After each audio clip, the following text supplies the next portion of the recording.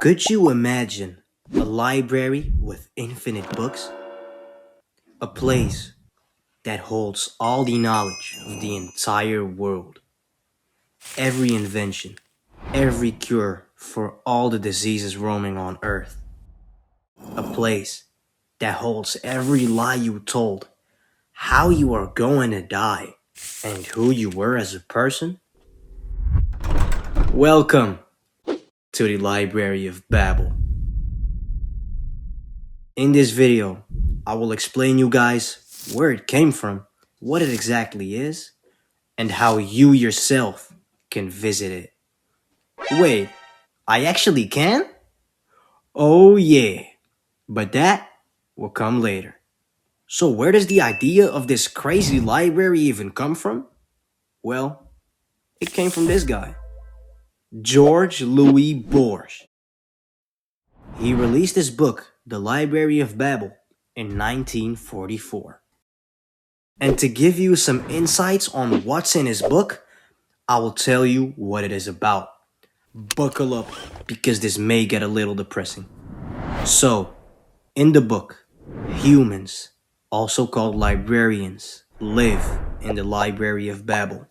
And was it fun to live there? No. For starters, this is how the library looked. A hexagonal room with 5 walls, 20 bookshelves, and on each shelf are a total of 32 books. And the books weren't even fun at all.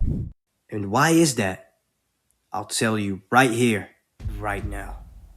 Every book had a total of 410 pages, 40 lines per page, and 80 letters per line, which uses 25 characters, being 22 letters of the alphabet, a space, a comma, and a period.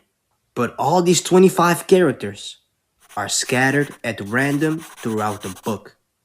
This means that a book has infinite amount of possibilities. The chances of you finding a normal book without any gibberish is so small that there is basically a 0% chance of finding such a book. That's why the life of these librarians is just so sad. Even though the chances of finding a logical book is so small, these people look for vindications. But what is a vindication? A vindication is a book in a library that explains their purpose of living, why they're here, and how. Just imagine, you just spawn in a library that looks so wild with infinite amount of books. I would search for a purpose too. But anyways, these librarians just keep searching for their vindication. But the sad part is, almost every book is just a bunch of gibberish. For every sentence with meaning, there are thousands and thousands upon thousands of sentences of gibberish. I'm not even exaggerating, guys. I'm being dead ass. People in the library can't find a vindication. And every book leads them nowhere. So people start burning books, book after book after book after book. People are ending their lives. Everyone just goes crazy. The life of these people are just so miserable.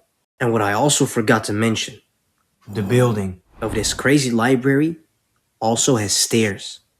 You can go up and you can go down. And for every few steps, you reach another room. But every room is exactly the same. These rooms are also repeated infinitely across the building, which also means the stairs, of course. That was a lot to handle. I have said a lot about the book, but before I wrap that up, I just want to share a thought with you guys real quick. What if you had infinite amount of information in your head? Would you even be able to use any of it? Would you even comprehend an infinite amount of information? I know this guy, and this is what he once said. Ironic, isn't it? When granted every possible thing, You can't use it. All you can do is die peacefully. Let that sink in. But anyways, remember when I told you you could visit the Library of Babel? Well, I'm gonna show you guys. So as you can see on the screen right now, I'm typing in the Library of Babel. Basically, there's a website of the Library of Babel. But what can you do?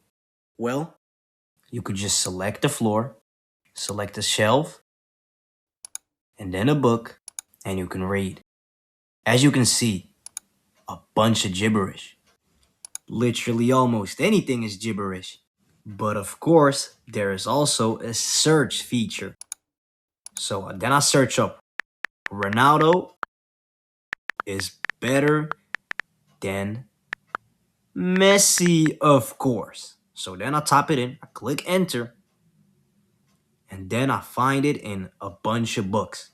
And I'm gonna select just one of them, as you can see. And here it is, Ronaldo is better than Messi. So you have really a lot of possibilities with this website. And believe it or not, there's also an image version. I'm gonna select Universal Slideshow, and look, there are going to spawn a bunch of pixels in just a random order. And there could be a chance I see a picture of me seeing my iPad screen in this room. But the chances of that is almost zero. I appreciate all of you, and I'll see you guys in the next video.